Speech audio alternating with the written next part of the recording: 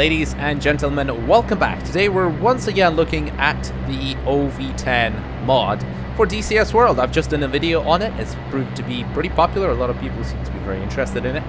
And after further testing and evaluation, a lot more further testing and evaluation, and even speaking to somebody who flew similar types of aircraft before with similar performance, I really ought to have made a second video now, because there are a few things that I said in the previous one which I now think are perhaps not entirely true, and I wanted to correct myself and correct my stance on a few things, and it's actually in favor of the OV-10. I think I was wrong about a couple of things.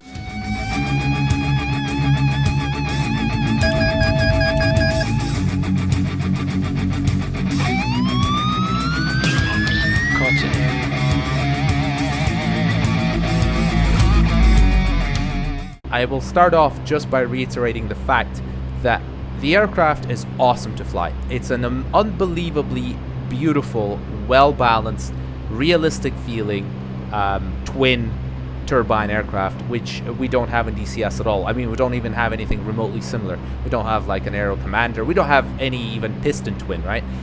So it offers a truly unique experience in that sense, which I think is absolutely awesome. Now, I have had a couple of complaints in my previous video. One, I said that aircraft should stall abruptly and snap into a spin below VA when you pull the stick all the way back. As it turns out, I think that wasn't entirely true. It's true of a lot of aerobatic aircraft, obviously, that have powerful elevators, but with an aircraft such as the OV-10, there is a chance that actually shouldn't go into a very quick snap. And perhaps the way it's modeled is actually pretty accurate, whereas sort of more of a gentle kind of stall and then go into a spin as opposed to a snap straight away and any airspeed below VA, the design maneuver speed. So I take that back. I think maybe the way the stalling characteristics are and the spinning characteristics are of this aircraft are correct. What isn't correct is inverted spinning and inverted flight, which I'm not going to show you in this video, but it is very broken. You can't really sustain inverted flight at all. It goes into crazy negative AOA and then drops out of the sky in a very unrealistic way. Also, the real aircraft does go into inverted spins well, it should in real life, but the OV-10 in DCS World does not. And that's not really a big limitation for most of us because, well, we're just here to fly it, you know, shooting guns and things. So it's not really a big deal because as far as the flight envelope goes in general, I think it's great. Now, I did also complain about the fact that it's a little bit too draggy. I thought it felt too draggy, and I'm going to adjust my stance on that as well. My hunch was based on two main factors. One, I couldn't get enough energy to do any proper vertical maneuvers, like a proper nice loop, without having enough energy retention at the top of a loop, which I thought was a little bit unrealistic given the amount of power this airplane has. But after reviewing airshow display videos, multiple airshow display videos of Broncos doing airshow displays, it actually does seem like the energy retention is pretty similar to what we have in DCS, and it does seem like they don't do any vertical maneuvers either. They do limit it to maybe steep wing overs and barrel rolls at most, but not doing any kind of half cupids or full loops. And I think that's probably for that very reason, in that they just don't have enough energy at the top of a vertical maneuver, such as a loop. So I will take that back. Now, the other thing is that somebody mentioned in the comments before, which thank you very much to you, sir, is it turns out the OV-10 mod in DCS is actually overweight. The empty weight is too heavy. And if you go to the Lua file of the OV-10, you can adjust it.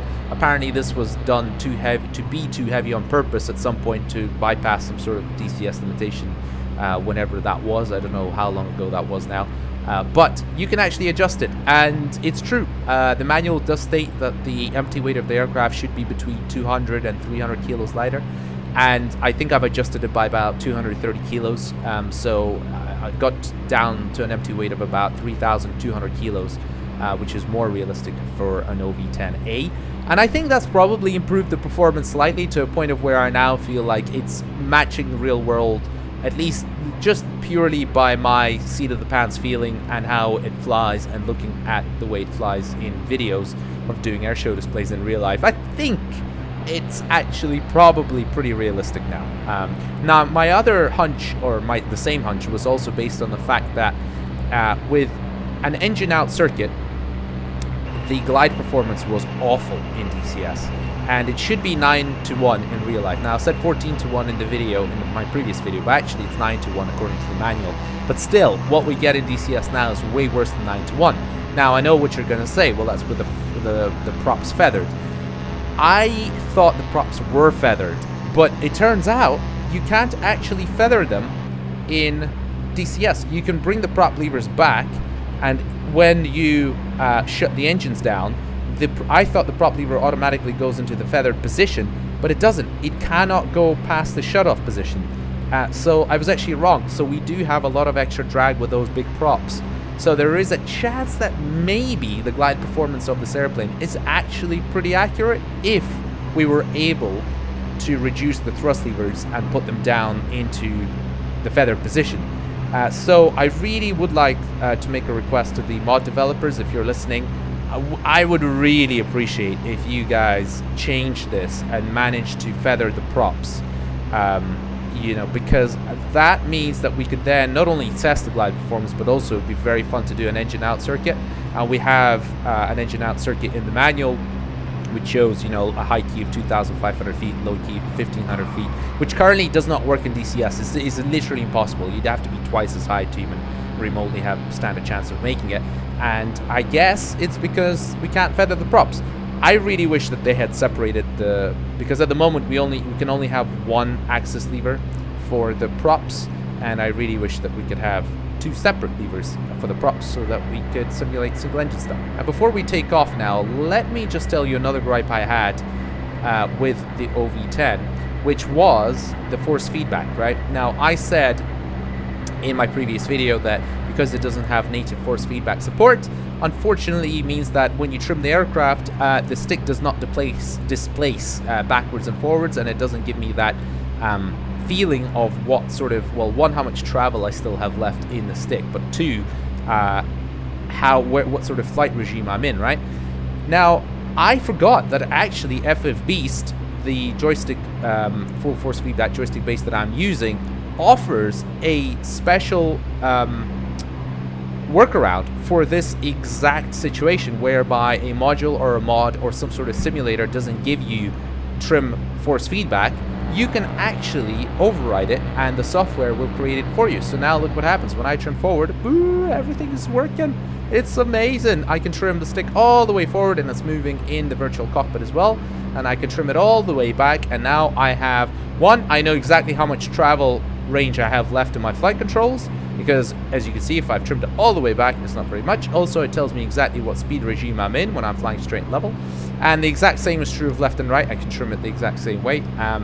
Absolutely amazing. So I now have I now have a proper feel of the trim system, and the manual does state that the trim should be in a position, the stick should be in a position with the relative to where the trim setting is at. So now obviously we can simulate it in a very realistic fashion, which is absolutely awesome. And also with force feedback, as I've said before, the stick forces are relatively light on the ground. It's just directly linked with cables to the flight controls, and the only thing is it's just the damping that we have to simulate sort of the resistance in the cables and the linkages and everything. But as the speed increases, you get that more airflow over the control surfaces, and the stick forces do become a lot heavier and sturdier, and you can really feel this airplane as if you're flying a real airplane. Now that's true of everything, but especially with stuff like this that's not fly-by-wire, it's absolutely awesome to fly. And just in general, this fly model is absolutely brilliant. So let's get her off the ground and do a quick Bob Hoover display. So props are full forward, full power, let's go. Keep it straight with the rudder. And we're looking for approximately 70 knots. I'll start raising the nose. And here's coming up, flaps are coming up. We're gonna keep it super low level. Very low level transition, just keep trimming forward. Super low level, super low level, super low level. Just, it's a little bit twitchy, but super stable. So very, very easy airplane fly overall, I think. And we're gonna do a bit of a vertical maneuver. It does struggle to do full loop with energy retention at the top, but you can do a really nice stall turn with differential thrust, differential power. So we'll kick the rudder to the left, and you'll see it's going to swing around. We'll add the power back, and we've centered it nicely. And now what we'll do is, one of the things that the Bronco does really well, I think, is actually knife edge flight. So if we try and keep the weight kind of close to the ground here, and sort of keep it straight, still a little bit too high, a little bit lower, okay, nice. All right, now my previous video, oh, it's just awesome. The flight controls have loaded up nicely now with airspeed. Now as we go over the top, they just become ever so slightly a little bit lighter, so you can tell exactly what's going on. Less than 155 knots. Gears coming down now. We're just going to reduce the props down into the green zone, green arc. So as you can see, it's shaking a little bit. I know I'm high alpha. My stick is shaking as well, so I know exactly what's going on. But we're going to do a little bit of a Bob Hoover maneuver here, which is rolling down on a single gear. And let's see if we can do it. So here we go. Just before we touch down, I'm just going to lower that right gear. Here we go. We're on the ground. And we're now just using a bit of coordinated controls here with a little bit of power, keeping the airspeed and everything. And we're just rolling on a single wheel. And then we'll just switch sides here. And we'll roll on the right side. Yeehaw! Love this. This is so much fun. Oh yeah. God bless Bob Hoover. As you can probably tell, I'm a big fan. So, yeah, engines looking good. They're in the green. Alright, we don't have enough energy now. This is what I was talking about, to do a proper vertical maneuver. But we can do a sort of wing over type. Now look at the ball there. Look how much rudder I have to use at low speed to keep the ball in the center. That ball is just above the gun sight. A lot of rudder. So, again, something to keep in mind. When you're flying this thing, it's a proper stick and rudder airplane, which is super fun to fly.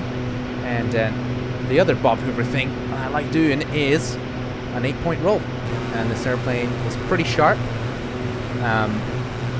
It's a joy to fly. Yeah, this is awesome.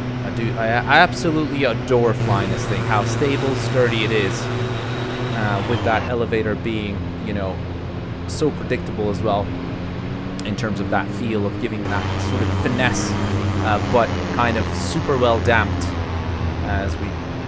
So it's below 155, gears coming down. First stage of flaps below 155, now 130 knots for the last stage, as we'll try and nail this landing here, the short field between the white lines. Now, if I'm honest, in practice I've never actually got it so far. It's very tricky. But then I haven't been flying this thing as much as, okay, 85 knots is what we're looking for, which is perfect there. So let's just... We're not looking for a smooth touchdown. We're looking to touch down on the line. Here we go. Good. Full reverse thrust. Not bad, but I think I definitely missed it. Could have been better.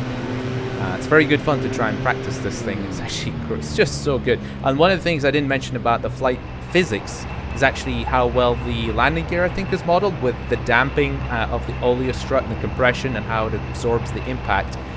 For this type of airplane, and again, just looking at the videos of how they fly, I think the mod is super cool. I mean, it's so believable in that sense. One thing I also want to say is that the manual does say that there's a nose wheel steering button. It's actually on the control stick here, but it doesn't exist in the mod. You have to use differential braking, which is a right pain in the butt. And I think that's just kind of a shame. It's a slight limitation. Because otherwise, honestly, I think it's absolutely amazing. Like I said, when it comes to general flying and dynamics and everything, I think it's actually pretty spot on. I'm a big fan of this airplane. I just wish that a few of the bugs were fixed. I mean, one, I think it'd be great if they could just give us the... Actually, I forgot to put the prop levers forward for landing. Somebody's going to tell me off, I know. It's a shame that we cannot separate the prop levers, the condition levers, on different axes. That'd be one for single engine stuff. 2, I think it'd be great if they could give us that feather position, so that we can do an engine out circuit and test it out, and obviously it'd be great fun to do as well. And then if they could just fix the mirrors would be great, because at the moment if you turn the mirrors on, the picture in them freezes sometimes. You're stuck with the same picture, so that's one thing. And also the landing gear flickers on and off as well when you're in external view, and it's just kind of slightly immersion braking. So I just little things to bring this mod up from being super awesome to just being absolutely amazing. That would be great, because otherwise it's just such a joy to fly. I highly recommend it. So that's it, guys. Hopefully you've enjoyed me blabbering on about the OV-10, and you can probably tell I'm a big fan. Hopefully, you know, I shall put some more videos and some more missions together with this airplane. So stay tuned, and hopefully I shall catch you in the next one. Adios.